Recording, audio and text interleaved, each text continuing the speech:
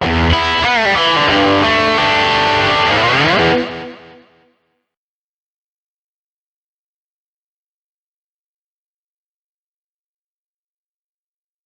boys and girls, Steve Fletcher here and welcome to the Everything Guide to Learning Guitar.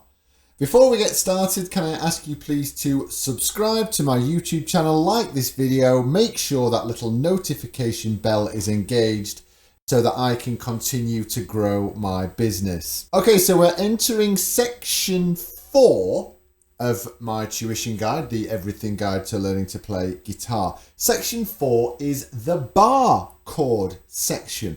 If you are a student of mine already, either a private student or a Zoom student, you will get the accompanying sheets for this and every section automatically with your lessons. If you're just watching me on YouTube, hello out there in internet land, and you would like the accompanying sheet, you definitely should get the accompanying sheet. Then just head over to my website. The link is down there in the description and you can get the sheets direct from me. All right, so we're going to do Nights on Broadway by the Bee Gees. This is the last official song of the bar chord section. You can, if you want to, go into the further bar chord section, or you can sort of take your own little path into some other sections that I've done. I would advise you to go into the further bar chord section, if I'm honest, but the choice is yours.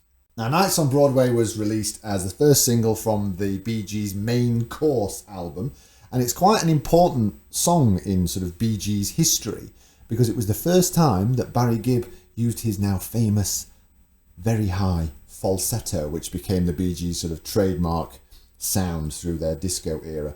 I absolutely love this song. I really, really do. It's quite fast. It's 180 beats per minute, so it's quite a lot to bite off and swallow. But as always, practice it slowly and speed it up as you get more comfortable with it.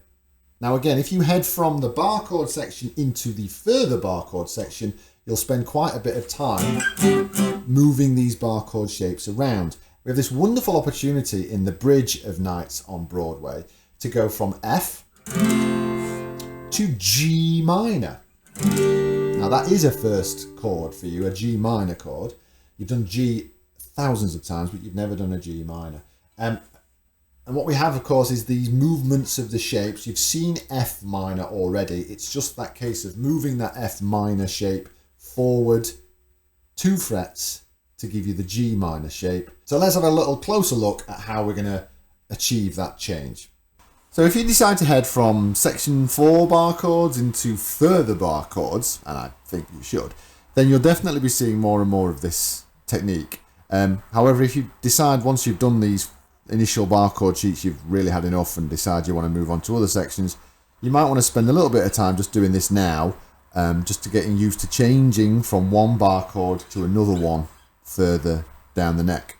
Now, when we were introducing you to the bar chords, we discussed how you're able to move the same shape of bar chord forward and backward on your guitar neck to get different chords with the same shape. Now this song, Nights on Broadway by the Bee Gees, gives you a perfect opportunity to do that in the bridge, where we change from an F to a G minor. And you could also change from the G minor to the A.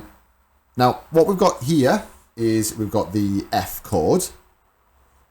And what we're going to do is move that forwards, remove the second finger to create that G minor. So F to G minor.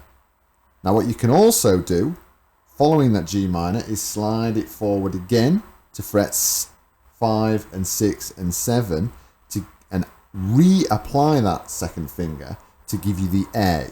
So you could go F to G minor to the A if you were being particularly brave.